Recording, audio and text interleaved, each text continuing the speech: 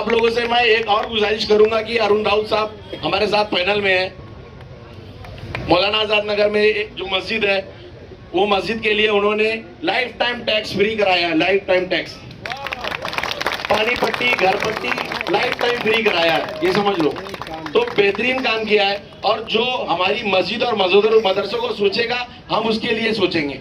यही तुतारी वाला था, वो बालिया मामा, वो बवासीर की बीमारी का बहाना करके हॉस्पिटल में बैठ गया। हम लोगों ने उसको जिताया था, इसलिए जिताया था कि कहीं ना कहीं ऐवान में जब वो जाएगा तो हमारी ताकत बनेगा, हमारी आवाज बनेगा। तो ये वक्फ बिल का जब मैटर आया, जब वक्फ बिल इसमें आया, टेबल पे आया, तो हमको जरूरत थी कि वो जाता और वक्फ बिल के खिलाफ वोट देता, लेकिन वो बीमारी का बहाना करके हॉस्पिटल में लेट गया। तो अब आप लोगों की जिम्मेदारी है। राउत साहब की मैं तारीफ करता हूँ, न इन्होंने जाति देखी, न धर्म देखा, मस्जिद का काम, नल पट्टी, घर पट्टी जो इन्होंने लाइफ टाइम फ्री करके दिखाई, इसके लिए मैं इनको सलाम करता हूँ। और ऐसे लोग हमारी पैनल में है, हमारे लिए फख्र की बात है। और आमदार साहब को हम ये बताना चाहते हैं कि हमने तुमको पूरे तुम्हारे काम को देखते हुए जिता के दिया था। ये जो तुम कर रहे हो, तुतारी का सपोर्ट, कांग्रेस का सपोर्ट, तुमको शर्म आना चाहिए कि ऐसे कैंडिडेटों के सामने जाकर तुम प्रचार करते हो। अगर ये भिवंडी की जनता अगर सड़कों में बढ़ाना जानती है तो जमीन पर लाना भी जानती है। अगर तुम्हारे अंदर दम है तो एक बार ये प्रेस कॉन्फ्रेंस करके बोल दो कि मैं समाजवादी पार्टी का आमदार नहीं हूँ। मैं चैलेंज करता हूँ, तुम्हारी औकात तुमको बता देंगे भिवंडी वाले, वापिस तुमको रईस भाई जो आज कर रहे हैं ना, आप लोग देखो, रईस भाई सिर्फ मुस्लिम बेल्ट में कांग्रेस और तुतारी कर रहे हैं। आप ताड़ाली में, अंजूर फाटा में, कामतगर में जाके क्यों नहीं लड़ाते तुतारी और कांग्रेस को? क्यों वहां पे बीजेपी को जिताना है क्या? वहां क्यों नहीं लड़ाते आप कांग्रेस और तुतारी को? सिर्फ तुमको ये मुस्लिम बेल्ट ही दिख रहा है, सिर्फ सेकुलर बेल्ट ही दिख रहा है। वहां पे आप चाहते हो कि बीजेपी और शिवसेना जीत जाए। जाओ अपनी ताकत लगाओ, कांग्रेस और एनसीपी को जिताओ वहां पर। क्यों नहीं जिताते? क्योंकि आपने टारगेट लिया हुआ है, आपने सुपारी ली हुई है बीजेपी का मेयर बैठाने की। रईस भाई हमेशा ये बोलते रहे कि अच्छे लोगों को टिकट दो, अच्छे लोगों को काउंसिल में भेजो, पढ़े लिखे लोगों को काउंसिल में भेजो। अरे पढ़े लिखे लोगों को पहले टिकट तो दो। आप पहले पढ़े लिखे लोगों के साथ आप खड़े तो रहो। मैंने काम किया आपके साथ, कंधे से कंधा मिला के आपके साथ काम किया। आसिफ भाई ने काम किया, आपने क्या किया? हमारे साथ धोखा किया और मेरा टिकट काट के एक 10वीं फेल को दे दिया आपने। इनको पढ़े लिखे लोगों से डर है, इनको पढ़े लिखे लोग नहीं चाहिए, जो कायदा कानून जानते हैं, ऐसे लोगों से इनको डर है। इसीलिए वो कहीं ना कहीं मुझसे डर गए और कहीं ना कहीं आमिर से भी डर गए। रईस भाई का मकसद जिसको हराना है ना, वो तो मैदान में है ही नहीं, उनके बच्चे मैदान में है। तो जब आप बच्चे से डर गए, अभी अब्बा तो मैदान में आए ही नहीं। आमपाड़ा में सपा उम्मीदवारों की कॉर्नर सभा, रईस शेख पर जमकर भड़के स्थानिक युवा। आमपाड़ा इलाके में समाजवादी की चौक सभा में सपा प्रत्याशी अरुण राउत, बबलू भाई, आमिर सिद्दीकी, आसिफ गोल्डन के साथ समाजवादी के दिग्गज नेता रियाज आजमी भी मंच पर उपस्थित थे, जो उन चारों उम्मीदवारों द्वारा प्रचार में उनके साथ है। इस चौक सभा में पूर्व नगर सेवक अरुण राउत के उस कार्य की जमकर प्रशंसा की गई, जो उन्होंने मस्जिद की नल पट्टी और घर पट्टी को महानगर पालिका से हमेशा के लिए खत्म करा दिया है।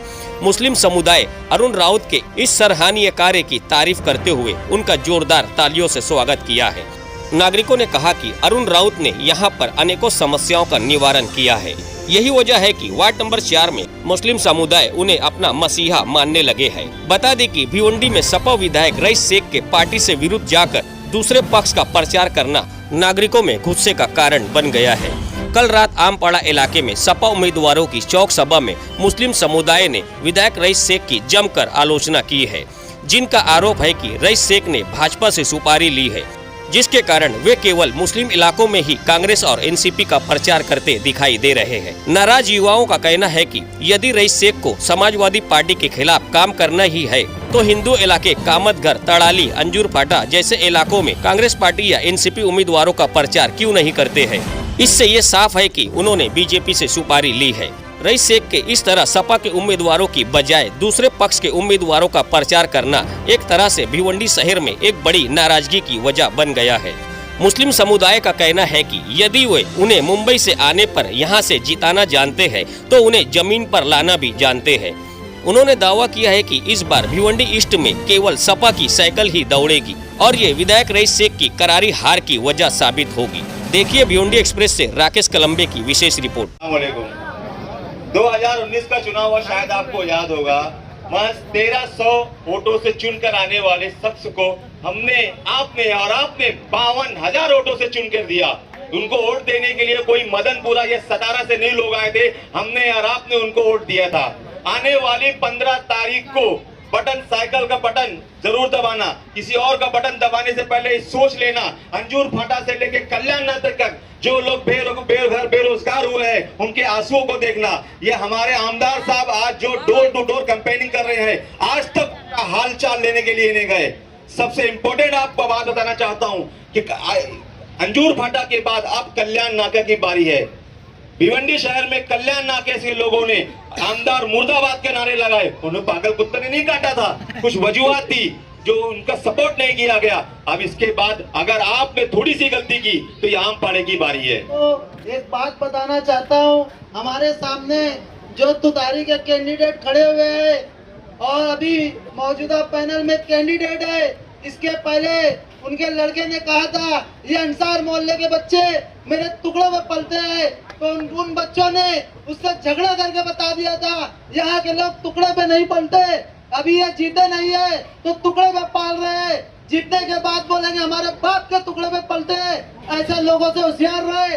और आमदार साहब को हम ये बताना चाहते हैं कि हमने तुमको पूरे तुम्हारे काम को देखते हुए जिता के दिया था। ये जो तुम कर रहे हो, तुतारी का सपोर्ट, कांग्रेस का सपोर्ट, तुमको शर्म आना चाहिए कि ऐसे कैंडिडेटों के सामने जाकर तुम प्रचार करते हो। अगर ये भिवंडी की जनता अगर सड़कों में बढ़ाना जानती है तो जमीन पर लाना भी जानती है। अगर तुम्हारे अंदर दम है तो एक बार ये प्रेस कॉन्फ्रेंस करके बोल दो कि मैं समाजवादी पार्टी का आमदार नहीं हूँ। मैं चैलेंज करता हूँ, तुम्हारी औकात तुमको बता देंगे भिवंडी वाले, वापिस तुमको किसी पहचान की मोहताज नहीं है। वो अपने नाम के सिंबल पे इंशाल्लाह जीत के आएंगे। और ये चारों पैनल और अरुण राउत साहब की मैं तारीफ करता हूँ। न इन्होंने जाति देखी, न धर्म देखा, मस्जिद का काम, नलपट्टी खरपट्टी तो इन्होंने लास्ट टाइम फ्री करके दिखाई। इसके लिए मैं इनको सलाम करता हूँ। और ऐसे लोग हमारी पैनल में है, हमारे लिए फख्र की बात है। अस्सलाम वालेकुम। समाजवादी साइकिल में कभी कोई तेल नहीं लगता, समाजवादी साइकिल में कभी कोई तेल नहीं लगता। अबू आसिम भाई को गोंडी पहुंचने में कभी देर नहीं लगता। बोलते हैं हर मसले मसाइल पे वो खर्रा, चाहे गोलियां मारो चाहे छर्रा। चलती है साइकिल रोड पे घर में नहीं, चलती है साइकिल रोड पे घर में नहीं। समाजवादी को वोट देना, किसी से डरना नहीं। हमारे पीछे हमारी ताकत, हमारा भरोसा अल्लाह की जात पे है। और इंशाल्लाह जो 17 दिनों में हम लोगों ने जैसे उनको आमदार बनाया था, हमें यकीन था कि अल्लाह ताला हमको कामयाब करेगा और रईस भाई को कामयाब किया। ठीक उसी तरह हमारा यकीन अल्लाह की जात पे। यार हम उम्मीद करते हैं कि पूरे शहर में समाजवादी का पैनल जीत कर आएगा और हम लोग मेयर बनाएंगे इंशाल्लाह। रईस भाई हमेशा ये बोलते रहे कि अच्छे लोगों को टिकट दो, अच्छे लोगों को काउंसिल में भेजो, पढ़े लिखे लोगों को काउंसिल में भेजो। अरे पढ़े लिखे लोगों को पहले टिकट तो दो आप। हाँ, पहले पढ़े लिखे लोगों के साथ आप खड़े तो रहो। मैं एडवोकेट था, मैंने काम किया आपके साथ, कंधे से कंधा मिला के आपके साथ काम किया। आसिफ भाई ने काम किया, आपने क्या किया, हमारे साथ धोखा किया और मेरा टिकट काट के एक 10वीं फेल को दे दिया आपने। और आप ये बोलते हो कि अच्छे लोगों को टिकट दो, अच्छे लोगों को काउंसिल में भेजो। कैसे भेजेंगे अच्छे लोगों को काउंसिल में? आमिर एक इमर्जिंग एडवोकेट है, इनको पढ़े लिखे लोगों से डर है, ये समझ लो। इनको लगता है ये जो पढ़ा लिखा है, जो होशियार है, कहीं ना कहीं आगे चल के इनको कम्पीट करेगा। इस वजह से इनको कान के नीचे के लोग चाहिए, इनको पढ़े लिखे लोग नहीं चाहिए। जो होशियार है, जो समझदार है, जो कायदा कानून जानते हैं, ऐसे लोगों से इनको डर है। इसीलिए वो कहीं ना कहीं मुझसे डर गए और कहीं ना कहीं आमिर से भी डर गए। इस वजह से अभी तो ये तो आमिर है, अभी रईस भाई का मकसद जिसको हराना है ना, वो तो मैदान में है ही नहीं, उनके बच्चे मैदान में है। तो जब आप बच्चे से डर गए, अभी अब्बा तो मैदान में आए ही नहीं। तो मैं ज्यादा कुछ बोलूंगा नहीं, अभी बहुत जगह बोलना है, बहुत कुछ बाकी रखना है और इंशाअल्लाह ताला अभी और मौका मिलेगा और अच्छे से अच्छा जवाब दिया जाएगा इंशाअल्लाह ताला। रईस भाई जो आज कर रहे हैं ना, आप लोग देखो, रईस भाई सिर्फ मुस्लिम बेल्ट में कांग्रेस और तुतारी कर रहे हैं। आप ताड़ाली में, अंजुर फाटा में, कामतगर में जाके क्यों नहीं लड़ाते तुतारी और कांग्रेस को? क्यों वहां पे बीजेपी को जिताना है क्या? वहां क्यों नहीं लड़ाते आप कांग्रेस और तुतारी को? सिर्फ तुमको ये मुस्लिम बेल्ट ही दिख रहा है, सिर्फ सेकुलर बेल्ट ही दिख रहा है। वहां पे आप चाहते हो कि बीजेपी और शिवसेना जीत जाए। जाओ अपनी ताकत लगाओ, कांग्रेस और एनसीपी को जिताओ वहां पर। क्यों नहीं जिताते? क्योंकि आपने टारगेट लिया हुआ है, आपने सुपारी ली हुई है बीजेपी का मेयर बैठाने की।